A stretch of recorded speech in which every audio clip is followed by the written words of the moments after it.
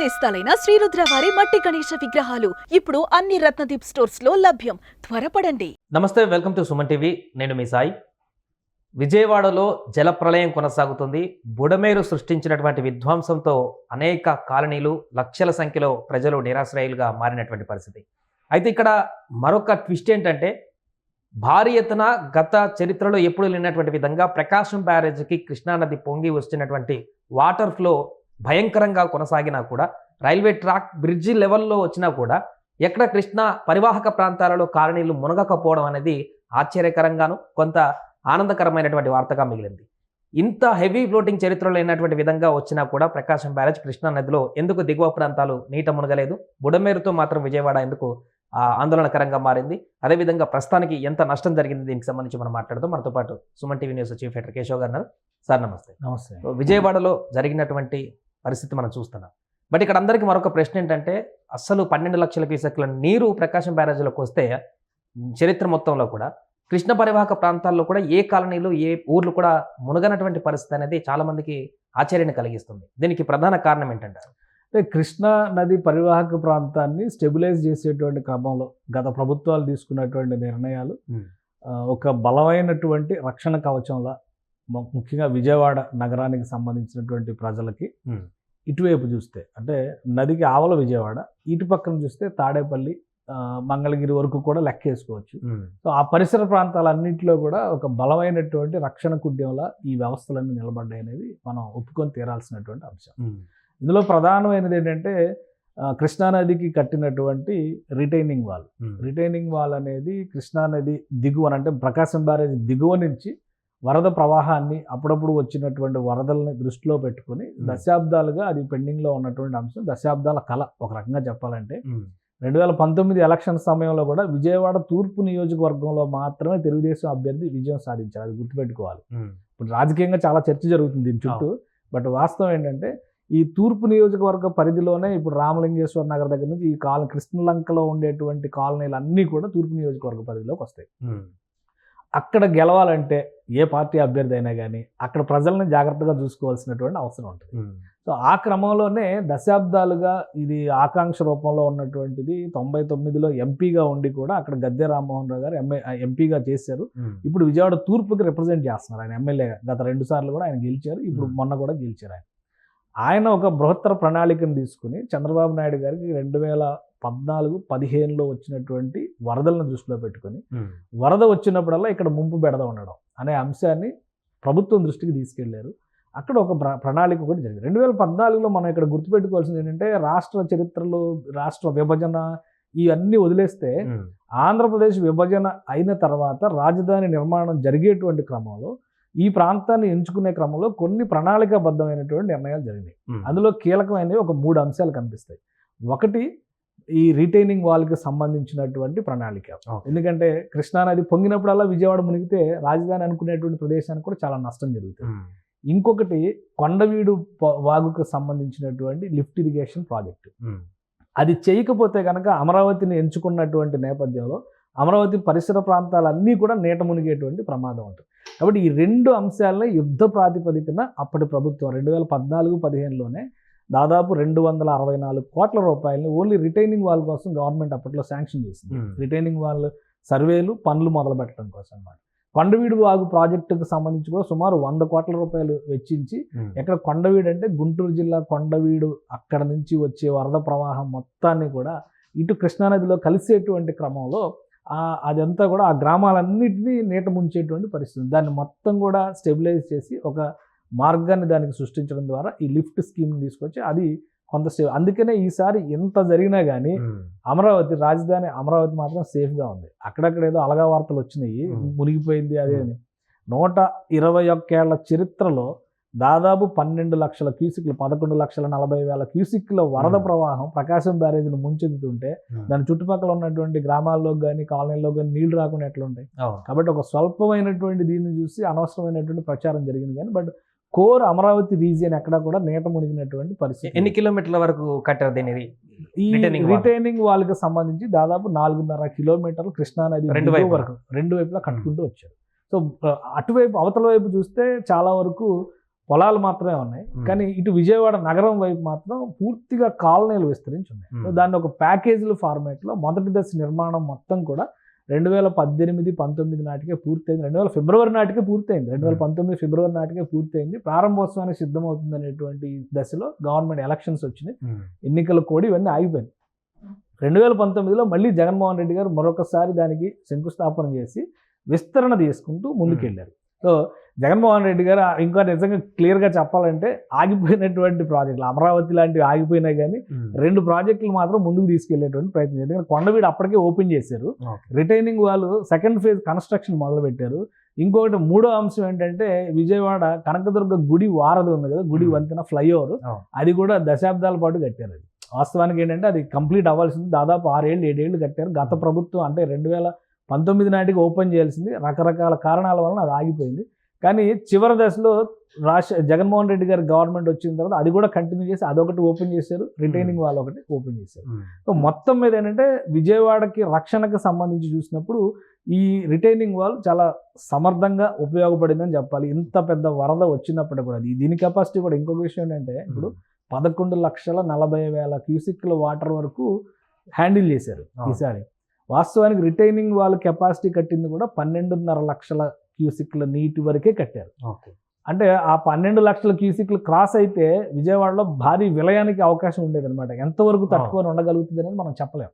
So అందుకని అదృష్టవశాత్తు 11,50,000 లోపే ఆగిపోయింది కాబట్టి వరద ప్రవాహం చాలా వరకు ఒక పెద్ద రిలీఫ్గా విజయవాడ నగరానికి సంబంధించి చూడాలి. ఖచ్చితంగా ఈ ప్రభుత్వం కట్టినా, ఆ ప్రభుత్వం కట్టినా, ఏ ప్రభుత్వం కట్టినా ఆంధ్రప్రదేశ్ ప్రభుత్వం ఆ ప్రాజెక్టును పూర్తి చేసింది కాబట్టి అది పెద్ద ఉపశమనంగా చూడాల్సి ఉంటుంది. సో ఈ వరదలకు సంబంధించి అదొక కీలకమైనటువంటి ఘట్టం. ఇక అమరావతి వైపు నుంచి చూస్తే కూడా ఇటు కొండవీడు ప్రాజెక్టుకు సంబంధించినటువంటి అంశాలు కూడా చాలా వరకు కలిసి వచ్చినాయి కాబట్టి అక్కడ నీట మునిగినటువంటి శాతం చాలా తక్కువగా ఉంది. లేదంటే ఇంకా ఎక్కువ విధ్వంసం జరిగి ఉండేది, ఇంకా ఎక్కువ నష్టం జరిగి ఉండేది. అటువైపు బుడమేరు, ఇటువైపు ఇది కూడా జరిగి ఉంటాయి. సిటీ మొత్తం మునిగిన ఆశ్చర్యపోవాల్సిన అవసరం లేదు, జల సమాధి అయిపోయి ఉండేది సిటీ మొత్తం.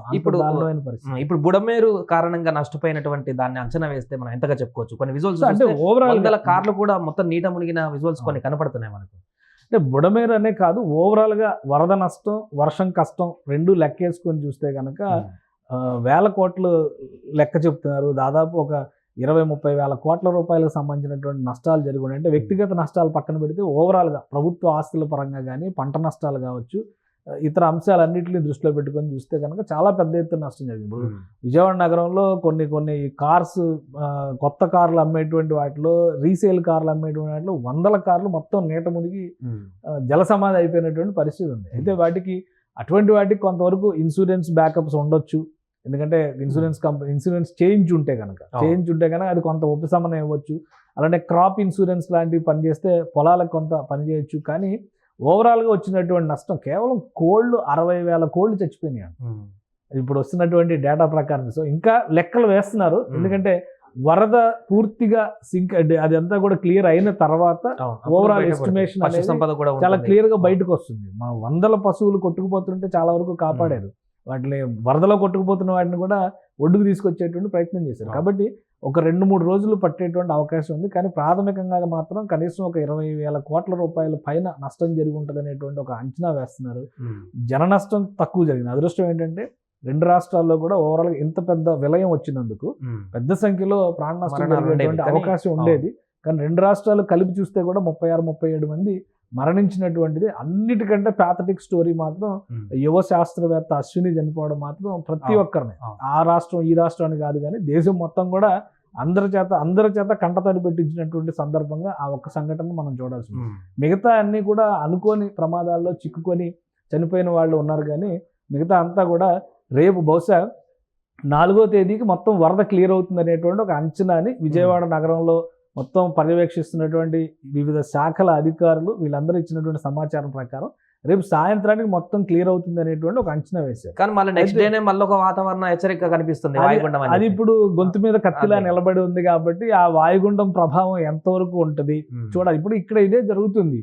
ఈరోజు లెక్క చెప్పాలంటే ఉత్తర తెలంగాణ పరిధిలో ఉన్నటువంటి హైదరాబాదు, రంగారెడ్డి, అలానే ఉత్తర తెలంగాణ పరిధిలో ఉన్నటువంటి ఆదిలాబాదు, నిజామాబాదు, సిద్దిపేట, ఉమ్మడి మెదక్ జిల్లా వీటన్నిటి పరిసర ప్రాంతాల్లో రెడ్ అలర్ట్ ఉంది, భారీ వర్ష సూచన ఉంది. కానీ నిజామాబాద్ పరిసర ప్రాంతాల్లో పడినంత వర్షం మళ్ళీ సిద్దిపేట దిగువన ఉన్నటువంటి హైదరాబాద్ రంగారెడ్డి జిల్లాలో నమోదు కాల.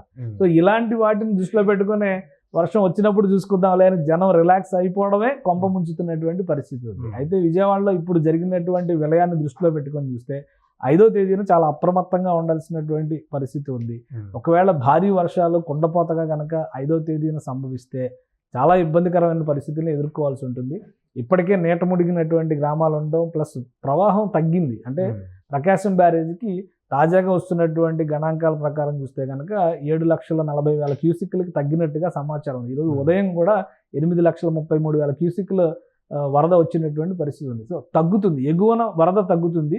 కాకపోతే ఆ పరిసర ప్రాంతాల్లో కనుక భారీ వర్షం నమోదైతే పరిస్థితి ఎలా ఉంటుంది అనేది కొంచెం ఇబ్బందికరమైనటువంటి అంచనాగానే కనిపిస్తుంది. కాబట్టి ఈ 2 రోజులు చాలా అప్రమత్తంగా ఉండాల్సినటువంటి అవసరం ఉంది. మీరు అబ్జర్వ్ చేస్తే వరద వచ్చినటువంటి మొదటి రోజున అక్షయ పాత్ర ఫౌండేషన్ కూడా కేవలం 60,000 మందికి ఆహార పొట్లాలు ఇచ్చింది. 2వ రోజు 3వ రోజు చూస్తే అది 2 లక్షలకు చేరింది. సో అంటే వరద బాధితుల సంఖ్య ఆ స్థాయిలో పెరిగింది. అయినా కానీ అందరికీ ఇవ్వలేకపోయామని చెప్పి స్వయంగా ముఖ్యమంత్రి చంద్రబాబు నాయుడు గారే ఒప్పుకున్నారు. శివారు ప్రాంతాలకు మేము వెళ్ళలేకపోయాం, దాని రకరకాల కారణాలు కావచ్చు. ఈవెన్ ఫోన్లు ఛార్జింగ్ లేక, బోట్లు అక్కడ దాకా వెళ్ళేటువంటి పరిస్థితి లేక వెనక్కి తిరిగి వచ్చినటువంటి సందర్భాలు కూడా ఉన్నాయి. చాలా మందికి ఈసారి ఎక్కువ సర్వీసెస్, ఎక్కువ సేవలు ఉపయోగపడినాయనే దాన్ని మనం అర్థం చేసుకోవాలంటే డ్రోన్ల ద్వారా ఆహార పొట్లాలు పంపిణీ చేయడం, అలానే ఎన్డీఆర్ఎఫ్ బృందాలకు సంబంధించి దాదాపు 10 హెలికాప్టర్లు విజయవాడ ఆ పరిసర ప్రాంతాల్లోనే సర్వీసెస్ చేయడానికి మోహరించారు. సో అది ఒక భారీ విజయంగా మనం చూడాల్సి ఉంటుంది. తెలంగాణలో ఈరోజు కేటీఆర్ గారు ఒక ట్వీట్ చేశారు, తెలంగాణలో ఒక్క హెలికాప్టర్ కూడా తిరగట్లేదు, పక్కన ఉన్నటువంటి ఆంధ్రప్రదేశ్లో 10 హెలికాప్టర్లు తిరుగుతున్నాయి. సో అంటే ఆ రెస్క్యూ ఆపరేషన్ చాలా ఫాస్ట్గా చేయగలిగారు. అది చేయడం అనేది గొప్ప. ఎప్పుడైనా కానీ ఇలాంటి ప్రకృతి విపత్తులు వచ్చినప్పుడు 3 ఫ్యాక్టర్స్ చాలా సీరియస్గా చూడాలి. ఒకటి రెస్క్యూ, ఎంత త్వరగా వెళ్ళి వాళ్ళని మనం సేవ్ చేయగలుగుతాం.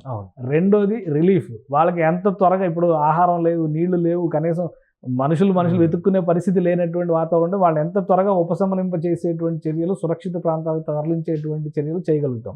సో ఈ 2 ఫ్యాక్టర్స్లో ఆంధ్రప్రదేశ్ ప్రభుత్వం 90% పైగా విజయం సాధించిందని చెప్పాల్సి ఉంటుంది. సో థర్డ్ ఫ్యాక్టర్ ఏముంటుంది అంటే రీహాబిలిటేషన్. ఇప్పుడు వీళ్ళు ఎంత భారీ స్థాయిలో లాస్ అయినప్పుడు ఈ లాసెస్ అందరినీ కూడా ప్రభుత్వం భర్తీ చేయలేదు, కానీ వాళ్ళు మళ్ళీ జీవనాన్ని ప్రారంభించడానికి కావాల్సినటువంటి వనరుల్ని, వసతుల్ని, మార్గాలను మాత్రం ప్రభుత్వం చూపించాల్సినటువంటి బాధ్యత ఖచ్చితంగా ఉంటుంది. ఏదైనా కానీ సివిక్ సొసైటీలో ఏ గవర్నమెంట్కైనా అది మినిమం రెస్పాన్సిబిలిటీ.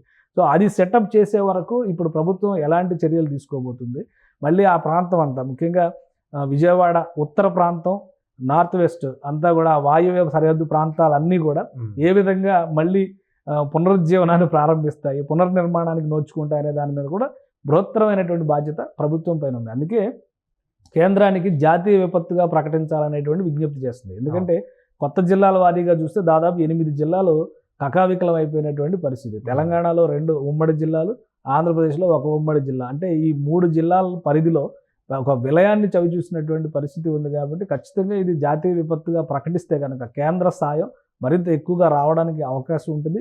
వీలైనంత తొందరగా ఆ ప్రాంతాలు తీరుకోవడానికి కూడా మార్గం సుగమం అవుతుంది. ఈ 2 రోజులు అప్రమత్తంగా ఉండాల్సినటువంటి బాధ్యత ప్రజలపైన, అధికారులపైన, ప్రభుత్వం పైన ఉంది.